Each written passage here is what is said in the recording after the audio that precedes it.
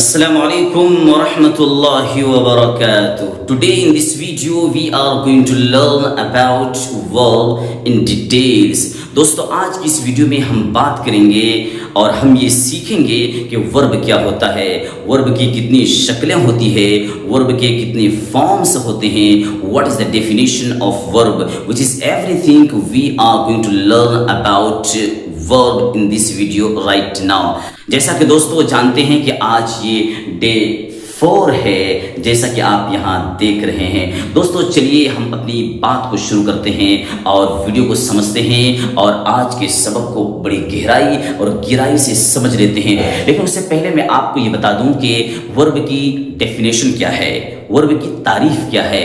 दोस्तों a verb is the word that shows an action, stage and occurrence. याद रखिए verb एक ऐसा वर्ड होता है कि जो स्टेट करता है, जो कि जाहिर करता है किसी काम को, किसी हालत को, किसी वाक़ये को, ये पूरी तरह से वाज़ेह कर देता है और इस सेंटेंस का बहुत ही अहम हिस्सा होता है। इसी को वर्ब कहा जाता है। चलिए दोस्तों मैं आपको एक मिसाल के ज़रिए से समझाना चाहूँगा कि वर्ब की क्या भूमिका होती है एक सेंटेंस के अंदर, एक क्या उसकी अहमियत होती है, क्या इंपॉर्टेंस होती है। आइए इस मिसाल के ज़रिए समझते हैं। दोस्तों मैंने यहाँ पर एक मिसाल लिखा है, I went to Delhi, I went to Delhi. आप मान के चलिए कि मैंने इसको यहाँ से हटा दिया, वेंट को यहाँ से अगर मैं रिमूव कर दूं तो बचेगा आई दिल्ली, मैं दिल्ली। कोई मतलब समझ नहीं आता, कुछ भी समझ नहीं आ रहा है। आई दिल्ली क्या मतलब, क्या आई दिल्ली, कुछ समझ नहीं आया क्योंकि हमने वर्ब को यहाँ से हटा दिया। जैसा अभी मैंने कहा कि वर्ब की बहुत बड़ी अहमियत होती है सेंटेंस के अंदर। वर्ब के बगैर कोई सेंटेंस मुकम्मल हो ही नहीं सकता, वो ना तमाम और नाक़िस जुमला और सेंटेंस रहेगा। इसीलिए जैसे ही मैंने वेंट को यानी वर्ब को यहाँ से रिमूव किया, ये बेमानी सेंटेंस हो जाता है। इसीलिए कहा जाता है कि वर्ब जो है ये एक एक्शन बता रहा है। ये जो आई है ये दिल्ली तक गया था, यानी इसने एक काम किया था दिल्ली जाने का, और वेंट के जरिए से ही इस जुमले की पूरी सच्चाई समझ आएगी कि इस जुमले में हो क्या रहा है। तो ये एक्शन है दिल्ली जाने का, और दिल्ली जाने का अमल आई के जरिए से हुआ था और एक्शन हुआ था जाना, और कहाँ गया था, दिल्ली। तो ये अहमियत होती है वर्ब की। दोस्तों वर्ब के बगैर कोई जुमला बन नहीं सकता। दोस्तों चलिए हम बताते हैं कि वर्ब की इब्तिदाई 3 शक्लें होती है। 3 शक्लें, जी हाँ, वर्ब एक तरह का नहीं होता, वर्ब 2 तरह का नहीं, वर्ब 3 तरह का होता है। जैसा कि मैंने आपके बोर्ड पर एक एक चीज को वाज़ेह तौर पर लिख दिया है। नंबर 1 रेगुलर वर्ब, उसके बाद लिखा है इर्रेगुलर वर्ब, उसके बाद यहां लिखा है फ्रेजल वर्ब। हर एक को एक्सप्लेन करूंगा, हर एक को अच्छे से समझाऊंगा कि रेगुलर वर्ब क्या होता है, क्योंकि जब तक आप रेगुलर वर्ब को समझेंगे नहीं तो आप पता कैसे लगाएंगे ये कौन सा वर्ब है और ये वर्ब कैसे बनता है। क्योंकि रेगुलर वर्ब कहते ही हैं उसको है जिसको बनाने का कोई एक कायदा कुल्लिया हो, कोई एक ज़ाब्ता रूल एंड रेगुलेशन हो, और उसी हिसाब से वो रेगुलर वर्ब बनता है। जैसे कि मैंने चंद एग्जाम्पल्स लिखे हैं, 2-3 एग्जाम्पल्स दिए हैं, क्योंकि दुनिया के अंदर जितने भी वर्ब्स पाए जाते हैं उसमें 200-250 हटाने के बाद, 250 हटाने के बाद वो सब के सब रेगुलर वर्ब ही है। बाकी जो मैं 200 की बात कर रहा हूँ ये है irregular verb. Irregular verb just इतने ही हैं, उसके बाद जितने भी हैं वो सब के सब रेगुलर वर्ब है। इसीलिए हम इसका इहाता और इसको कवर नहीं कर सकते। बस मैं आपको रूल बता दूंगा, आप उस रूल के हिसाब से रेगुलर वर्ब का यूज कर सकते हैं। लेकिन उससे पहले मैं आपको एक चीज समझाना चाहूंगा कि जब मैं बोलूं V1 तो इसका मतलब ये समझिएगा ये कह रहे हैं वर्ब का फर्स्ट फॉर्म। जब मैं V2 बोलूं इसका मतलब ये समझिएगा कि वर्ब का सेकंड फॉर्म। V3 बोलूं ये समझिएगा वर्ब का थर्ड फॉर्म, क्योंकि इस तरह से में जुमला भी इस्तेमाल होगा।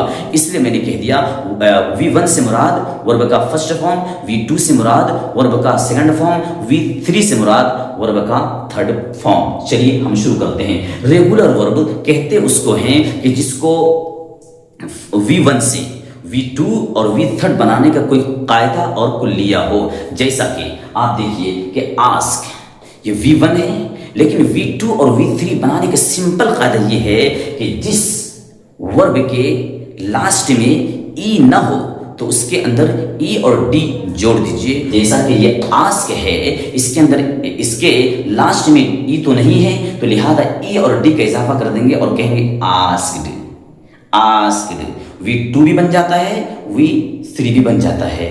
लेकिन जिसके लास्ट में ई हो तो बस उसमें डी बढ़ाना है, समझ रहे हो, उसमें बस डी बढ़ा देना है और कुछ नहीं करना है। दूसरी एग्जांपल लेते हैं, जैसे कॉल है, कॉल में ई नहीं है तो ई और डी बढ़ाना है, कॉल से कॉल्ड, कॉल्ड, कॉल्ड, राइट। ऐसे ही क्लीन है तो क्लीन, क्लीन, क्लीन्ड, राइट। तो इसमें बस ई और डी का इजाफा कर देना है और यही कायदा है कि जिसके आखिर में ई डी लगा दिया जाए तो वो बन जाता है सेकंड और थर्ड फॉर्म। आया समझ में? तो चलिए अब हम समझ लेते हैं इर्रेगुलर वर्ब क्या है। दोस्तों बहुत ही ट्रिकी है, वो ये है कि इर्रेगुलर बनाने का कोई कायदा नहीं, कोई ज़ाब्ता नहीं, कोई रूल एंड रेगुलेशन नहीं। क्यों? इसलिए क्योंकि कुछ ऐसे वर्ड है कि जिसका कोई रूल है ही नहीं। जैसा सीमा पर मौकूफ है, सीमा समझ रहे हैं कि जो नेटिव स्पीकर होते हैं, जो साहिब लैंग्वेज से जैसा सुना गया है जस्ट हमें वैसा ही यूज करना है, इसमें कुछ नहीं करना है। देखिए इसका कोई रूल नहीं। आप देखिए इसके अंदर गो जानते हैं अपना, गो ये V1 है यानी वर्ब का फर्स्ट फॉर्म है। अब इसका V2 क्या आएगा? गोएट नहीं, बल्कि वेंट आएगा। जैसे मैंने यहां लिखा है वेंट, पूरी शक्ल ही बदल गई है, वेंट आएगा। जी हाँ, वेंट आएगा। और इसका V3 जो आएगा वो गॉन आएगा, है ना ट्रिक यार। V1 अलग है, V2 अलग है, V3 अलग है, सब अलग है। ये देखिए कम है, कम मतलब आना, और सेकंड फॉर्म कैम, फिर थर्ड फॉर्म कम।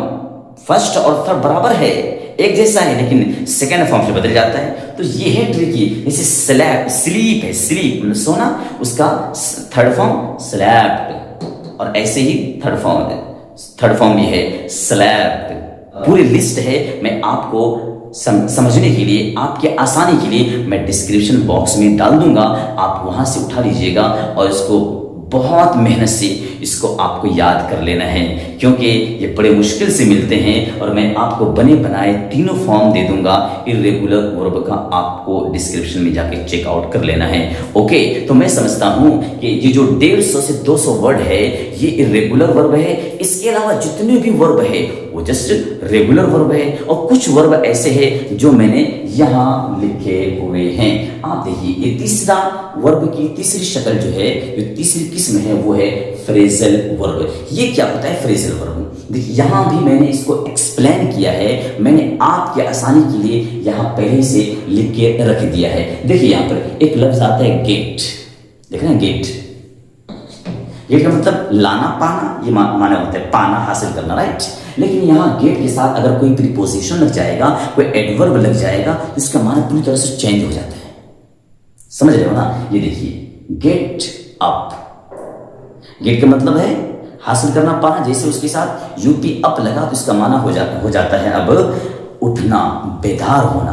प्रीपोजिशन की वजह से इस वर्ब का माना बदला, इसीलिए इसका नाम अब फ्रेजल वर्ब होगा, राइट। अंडरस्टूड? अब देखिए गेट ऑन, ऑन लगा तो अब कुछ और माना होगा। गेट वही है लेकिन प्रीपोजिशन बदला, अब माना चेंज। इसका माना होगा अब चढ़ना, समझ रहे हो, चढ़ना। अब गेट डाउन, ये उतरना। गेट है बस प्रीपोजिशन चेंज हो रहा है, बदल रहा है, जिसकी वजह से इसके माने में तब्दीली आ रही है। उसके बाद गेट आउट है, बाहर निकलो। गेट इनटू है, अंदर आओ। तो एक ही वर्ड है, इसके प्रीपोजिशन के बदलने से, एडवर्ब के बदलने से इसके माने में तब्दीली आ रही है। इसी को कहते हैं फ्रेजल वर्ब। आए समझ में? एक और मिसाल मैंने यहाँ लिखी है, गिव मतलब देना, लेकिन जैसे गिव अप कहेंगे इसके माना छोड़ना। गिव के साथ जैसे अप लगा उसके माना छोड़ने के हो गए। ऐसे गिव अवे, गिव अवे का मतलब क्या होता है? रास्ता देना। तो ऐसे ही वर्ब को फ्रेजल वर्ब कहा जाता है मेरे दोस्तों। अगर आप ऐसे वर्ब को नहीं समझेंगे तो बताइए आपकी अंग्रेजी में जान आएगी। जैसे कि एग्जांपल है, जैसे यहाँ गेट लिखा, आपने गेट का मतलब लेना, हासिल करना पड़ा, लेकिन जैसे गेट आउट आ गया, गेट अप आ गया, उसका क्या माना करेंगे?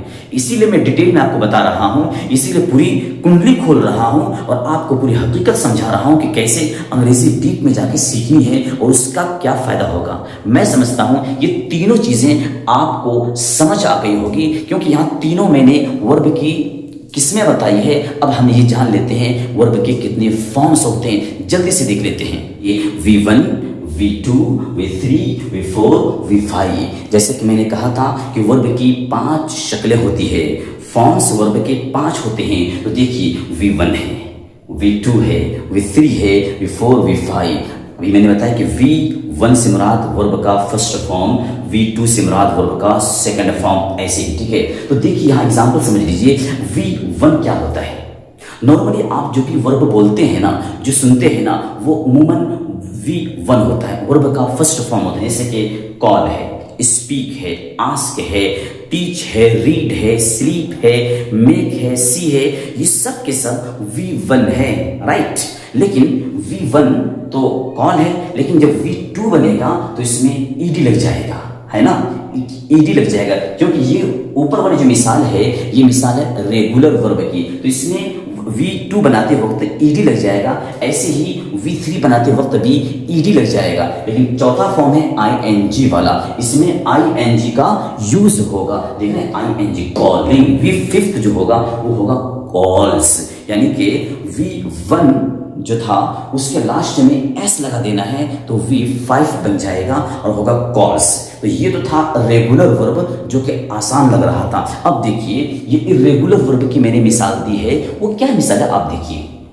ये देखिए स्पीक, जैसे कि कॉल था वैसे स्पीक है, बिल्कुल कोई डिफरेंट नहीं। जैसे कि मैंने भी कहा रीड, स्पीक जो नॉर्मली आपको फेल नजर आता है वो अमूमन V1 होता है, जैसे स्पीक ये V1 है, ठीक है। लेकिन और V2 बनाते वक्त यहाँ उसमें ईडी लगा था, लेकिन यहाँ ये चूंकि इर्रेगुलर वर्ब है तो ये इसकी शक्लें अलग होती है। देखिए स्पीक ये है, ये स्पोक है, ठीक है, इसमें ईडी नहीं लगा क्योंकि ये इर्रेगुलर वर्ब है, सीमा पर मौकूफ है। जैसा कि अहले जुबान इसको इस्तेमाल करते हैं हम भी वैसे इस्तेमाल करेंगे, लेकिन ये V2 है।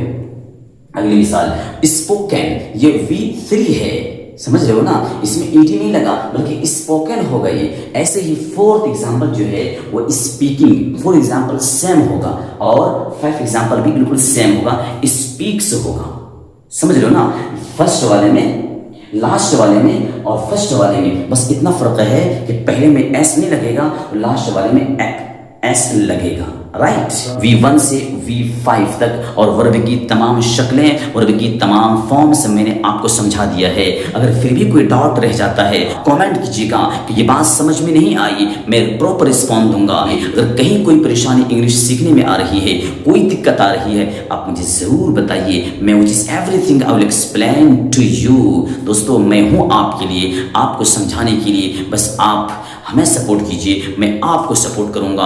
आगे दोस्तों में शेयर कर दीजिएगा जो फ्री में इंग्लिश सीखना चाहते हैं, 1 रुपये खर्च किए बगैर। मैं ये चाहता हूं कि आप इंग्लिश सीखें लेकिन पैसे खर्च न करें, बगैर किसी पैसे खर्च किए हुए आप इंग्लिश सीखें। आज के दौर में भी अगर आप पैसे खर्च करके इंग्लिश सीख रहे हो तो बहुत कुछ अचीवमेंट नहीं कर रहे हो। फ्री में इंग्लिश सीखो तो आपने कुछ सीखा है, अदरवाइज आपने पैसे बर्बाद किए हैं। आज की टेक्नोलॉजी, आज की AI बहुत आगे निकल चुकी है, इसलिए अब आज के ज़माने में पैसे खर्च करने की ज़रूरत नहीं है इंग्लिश सीखने के लिए। सारी चीज़ें फ्री में अवेलेबल है, सारी चीज़ें फ्री में प्रोवाइड की जा रही है। बस आपके अंदर डेडिकेशन होना चाहिए, आपके अंदर कॉन्सेंट्रेशन होना चाहिए, आपके अंदर ईगर और पैशनेट होना चाहिए। इंशाल्लाह आप अंग्रेज़ी सीख जाएंगे। चलिए दुआओं में याद रखिएगा बंदे नाचीज़ को। अस्सलामु अलैकुम व रहमतुल्लाहि व बरकातुहू। Thank you so much for watching this video.